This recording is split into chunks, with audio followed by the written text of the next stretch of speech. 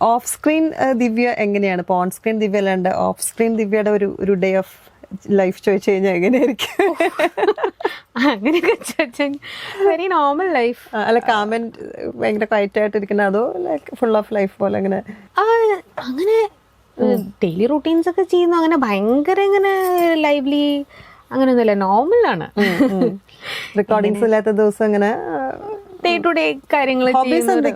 അല്ലാത്ത ഞാൻ പണ്ട് സ്കെച്ചിങ് ഒക്കെ ചെയ്തിരുന്നു, പിന്നെ ജ്വല്ലറി മേക്കിംഗ് ചെയ്തിരുന്നു. Jewellery making. പിന്നെ മോള് ചെറുതായപ്പോ പിന്നെ ഞാൻ പതുക്കെ നിർത്തി.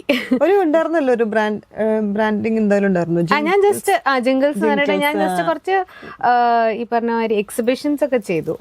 പിന്നെ മോളൊക്കെ ആയി കഴിഞ്ഞപ്പോ ആള് കുറച്ച് അത്യാവശ്യം കുറുമ്പി ആയതുകൊണ്ട് അതെല്ലായിടത്തും മുകളിലേക്ക് വെച്ചു.